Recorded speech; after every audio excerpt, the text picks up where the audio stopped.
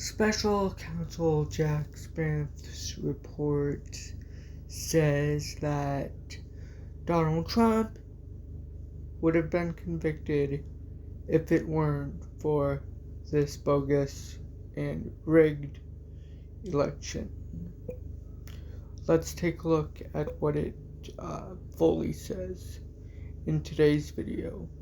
Why? I will break it down for you guys.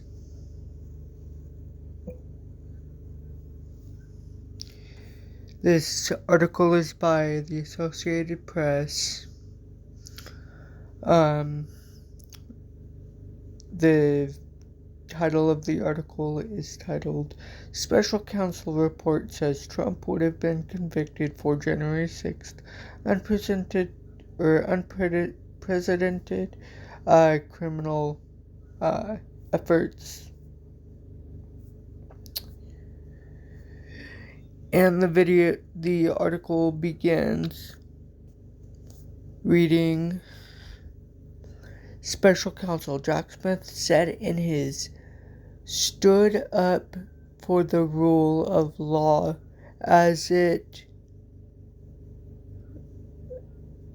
or said in his team, stood up for the rule of law as it investigated President-elect Donald Trump's efforts to overturn the results of the 2020 election. But Trump, he's gonna whine like a little bitch and say that, oh, I didn't try to overturn the 2020 election. That was bogus and made up, blah, blah, blah, blah, blah. Especially his bogus supporters who were lied to about just to get Donald Trump elected.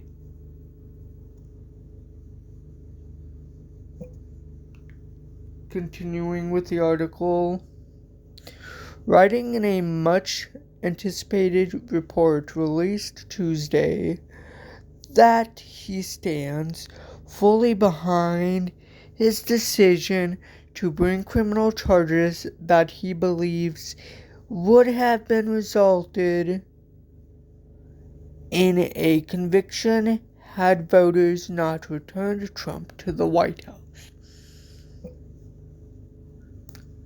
Let's be realistic, folks. The only reason why he got elected was because he made bogus campaign promises that he would do good for this country. You guys are in for a rude awakening. Sadly, Donald Trump is not gonna deliver on majority of his promises that he made in his campaign. I'm gonna tell you that right now, because that's all Donald Trump is lies, and no talk. Continuing with the second paragraph to the article.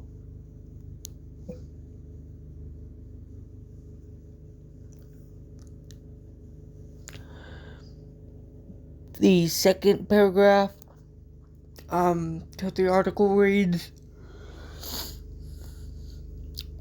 quote, through line of all of Mr. Trump's criminal efforts was deceit, knowingly false claims of election fraud, and the evidence shows that Mr. Trump used these lies as a weapon to defeat a federal government function foundational to the U.S. democratic process. The report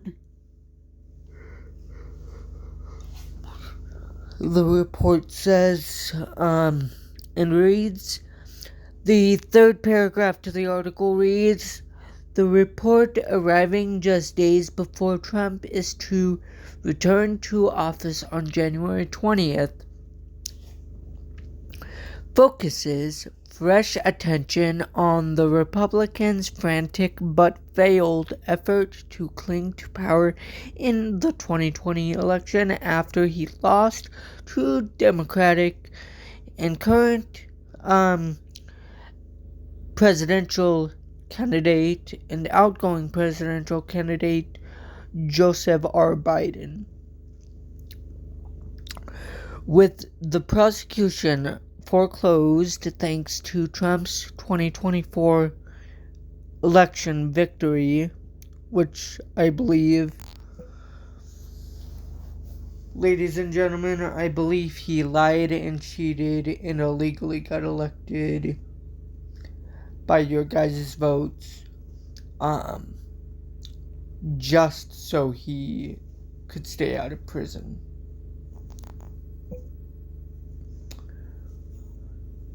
Continuing with the article.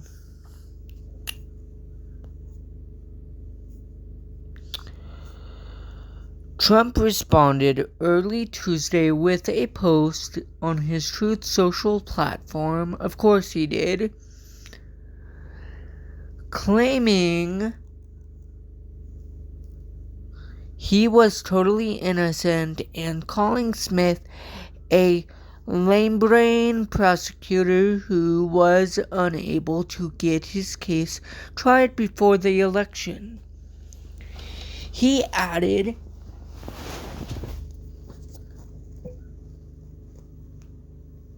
"Oh great, Trump, just shut the hell up already."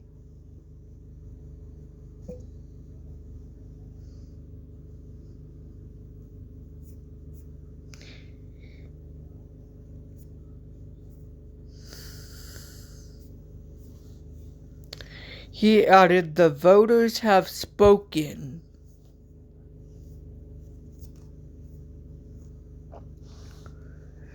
The article continues and reads, Trump had been indicted again in August in 2023 on charges of working to overturn the election, but the case was delayed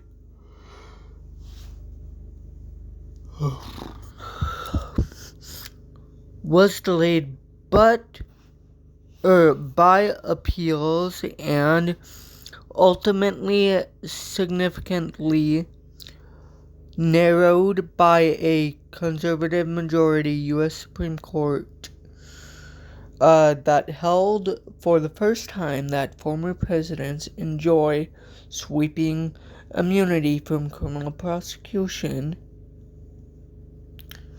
Keyword,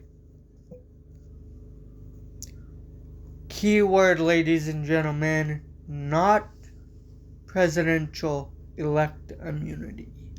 Presidential elect, or president immunity. Not presidential elect. So whatever Trump had up his sleeve, but thankfully got shot down by a 5-4 decision of majority conservatives in the U.S. Supreme Court. A day before his criminal conviction, which, ladies and gentlemen, I still say he should honestly go to prison for still, either way, while he is president, because that's where the fat ass rapist, criminal, insurrectionist needs to be, is prison. Possibly for eternity.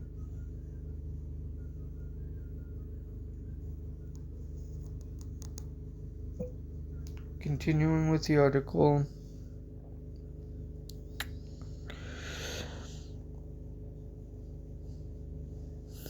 For official acts, that decision, Jack Smith's report states, left open unresolved legal issues that would likely have required another trip to the Supreme Court in order for the case to have moved forward. Though Jack Smith sought to salvage the indictment, the team missed it in November because of a long-standing Department of Justice policy that states that sitting presidents cannot face federal prosecution. Begin quote. The department's view that the Constitution prohibits the continued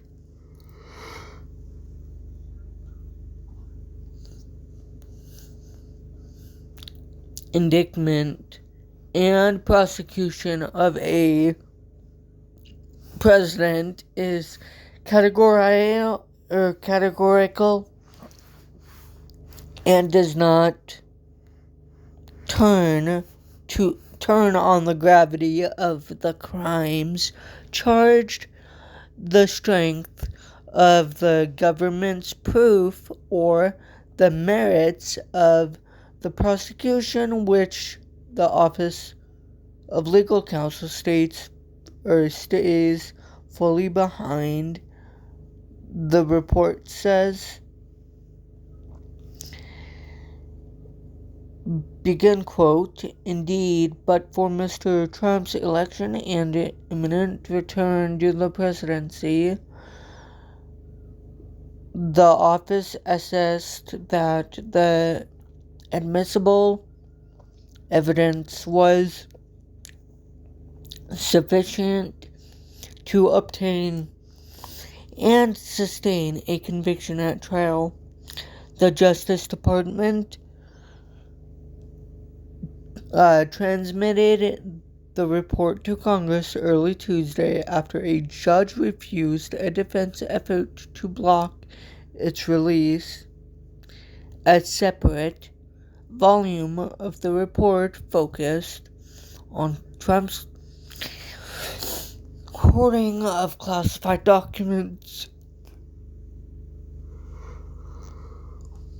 at his Mar-a-Lago estate in Florida.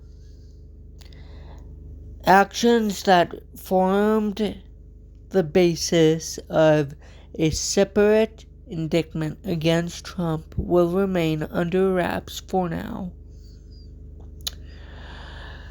The article continues. The report is unsparing in its details about schemes undertaken by Trump to undo the presidential contest, accusing Trump of an unprecedented criminal effort to overturn the legitimate results of the election in order to retain power.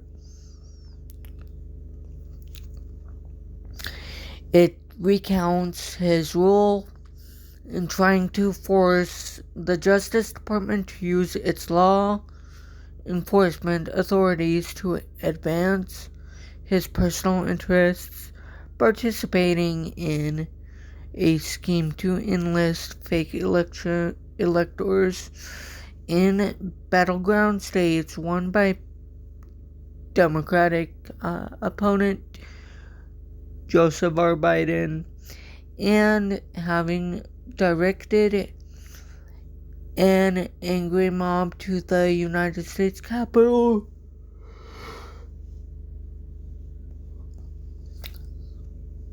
to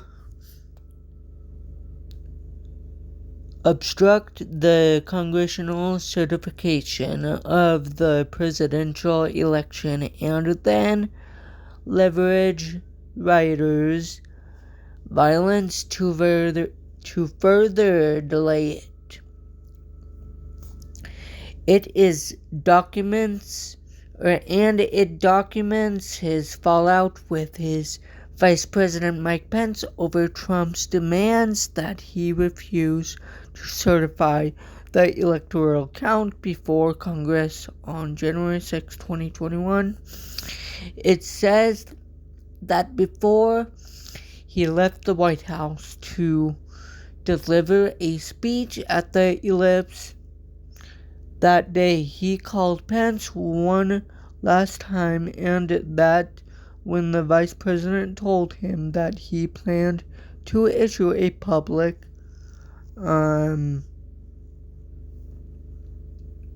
statement, that he lacked the authority to do as Trump had requested. Mr. Trump expressed anger at him. He then directed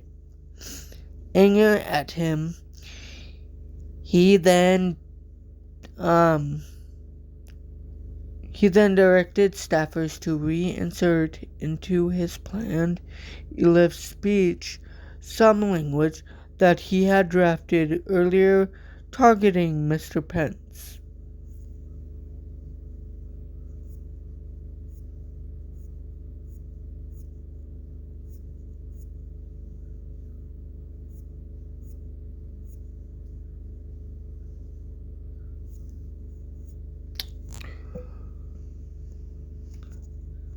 Well, ladies and gentlemen, that is going to do it for today's video. If you guys did enjoy this video, please consider liking, commenting, and subscribing. It'll help me out in the near future.